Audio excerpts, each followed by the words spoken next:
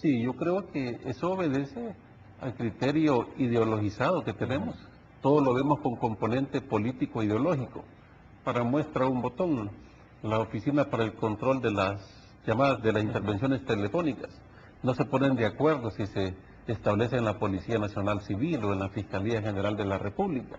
Esto obedece a un nivel de desconfianza. Lo que existe en nuestro país son altos niveles de desconfianza, precisamente por criterios ideológicos. Por eso yo creo que es importante despolarizar esta sociedad, porque mientras siga teniendo el ingrediente ideológico, difícilmente vamos a ponernos de acuerdo.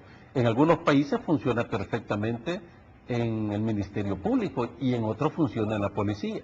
Si en el país tuviéramos institucionalidad, si tuviéramos respeto a la ley y confianza, yo creo que independientemente de dónde esté, lo que reclaman los ciudadanos es mayores niveles de seguridad. Entonces, despolarizar a nuestro país es una prioridad en este momento.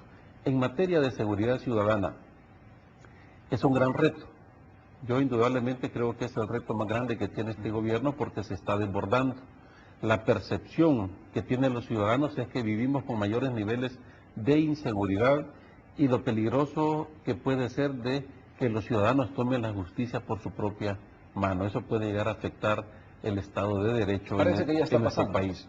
Da la impresión de que está surgiendo. Sin embargo, ahora viene la pregunta, ¿qué podemos hacer en dicha materia?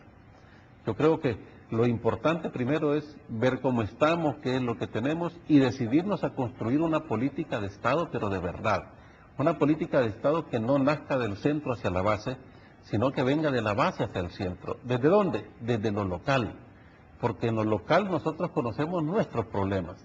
Yo creo que debería de hacerse una consulta, así como el presidente está consultando a iglesias, a sectores privados, sectores políticos, debería de comenzar a consultarse también al municipio, especialmente en los municipios más golpeados por la violencia. Ofreció una reunión con los 262 alcaldes para ver este tema. Es correcto, yo creo que es la oportunidad para hacer esta solicitud.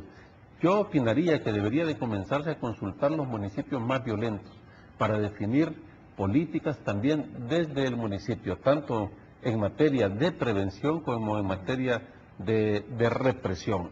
Estamos viviendo momentos difíciles, por ejemplo el papel del ejército. Yo creo que el papel del ejército, tal y como está en este momento, sin las reformas legales pertinentes, no es muy eficiente. Sin embargo, cuando hablan de que el ejército puede controlar los centros penales, yo creo que el ejército ahí sí puede ejercer un papel muy importante. Pero ¿qué vamos a hacer de gobiernos locales? ¿Cómo pudimos esa política pública incorporando a los diferentes actores? Aquí hay que tocar un tema muy importante, que no simplemente se trata de trasladar más recursos a la PNC, porque no solo a la PNC le corresponde el combate a la violencia y a la delincuencia. Debemos de ver el papel que está jugando la Administración de Justicia.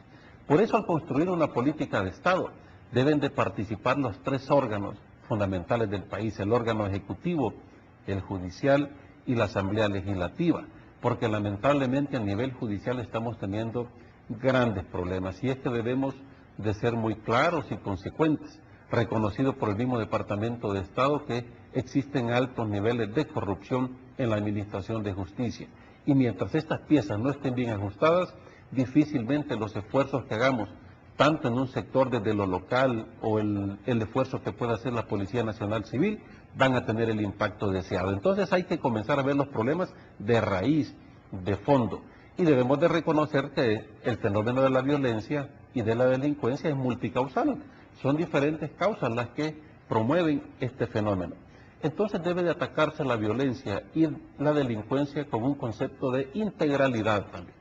No es simplemente ir a reprimir, porque si no vamos a llenar las cárceles también de delincuentes. Pero ¿qué vamos a hacer?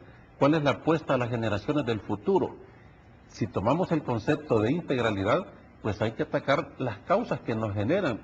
Por ejemplo, la violencia se da específicamente o mayoritariamente en el ámbito urbano y especialmente en aquellas ciudades que tienen mayor densidad poblacional, que tienen mucho hacinamiento, que tienen altos niveles de exclusión y de desigualdad.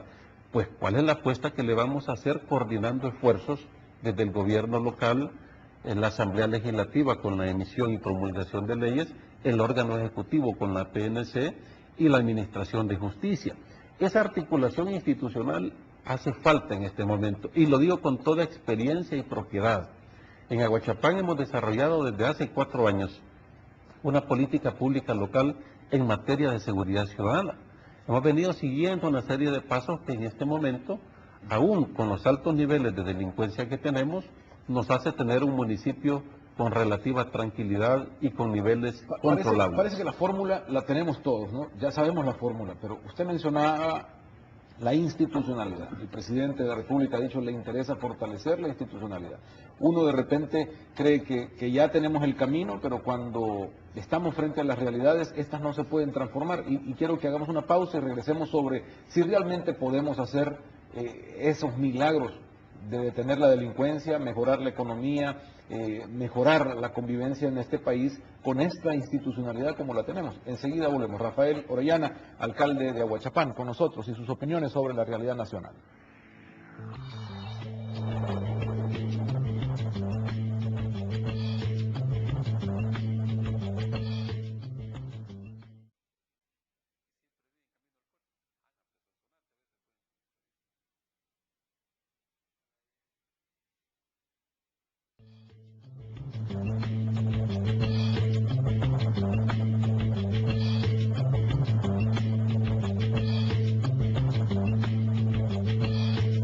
Esta mañana conversamos con Rafael Morán, alcalde de Aguachapán. Son sus opiniones sobre el tema de la vida nacional, la política nacional, lo que está pasando, la realidad en este momento. Señor alcalde, le preguntaba de la institucionalidad, ¿no? Este tema, ¿cómo fortalecerla? Parece que es promesa de todos, todos entendemos que ese proceso es el que necesitamos, pero muy poco vemos en la práctica que se pueda desarrollar. Usted fue de los primeros, estando dentro de Arena y siendo alcalde de Aguachapán, en romper un poco el esquema de esa institucionalidad, al decir, voy a apoyar al presidente de la República. Creo que el presidente de la República fue a Aguachapán a darle apoyo en algunos temas. Eso no deja de ser importante, pero genera y empieza a hacer los desquebrajamientos políticos al interior del partido Arena, por ejemplo, que ve con recelo esas cosas. Lo mismo le sucede al alcalde Óscar Ortiz cuando hace algunas maniobras y su partido reacciona también contrario, incluso hasta pensar que se pueden expulsar de los partidos por hacer este tipo de rompimientos de la institucionalidad que tenemos en el país, que es un partido solo se mete con su partido. Yo creo que es precisamente eso lo que nos tiene en este retraso y estancamiento. Uno debe de ser agresivo. Por eso dije al principio del programa que lo que tenemos que romper es este conflicto ideológico que nos mantiene separados. En el caso nuestro debemos de aprender a trabajar con cualquier gobierno que se encuentre, en aquellos programas que beneficien a nuestra gente y en la coordinación y articulación de las políticas públicas locales con las políticas públicas nacionales. Aquí debe de haber buenas intenciones de los dos lados. Primero, del gobierno central, de querer trabajar con los gobiernos municipales o con quien sea, indistintamente de colores políticos, y la receptividad de funcionarios, en este caso de oposición, de aceptar esas puentes de entendimiento. En el caso de Aguachapán lo acepté. Para mí fue un reto trabajar con el gobierno del presidente Mauricio Funes. Pero yo veo por encima de todos los intereses de la gente, el bienestar de la gente de Aguachapán. Y tengo claridad que el municipio, que los funcionarios locales son el instrumento para que el gobierno central acerque aquellos servicios vitales a los ciudadanos que viven más alejados y en peores condiciones en nuestro país. Por tal razón, eso no debería de generar recelo absolutamente en nadie. Por el contrario, creo que deben de ser acciones que tienen que felicitarse y estimularse.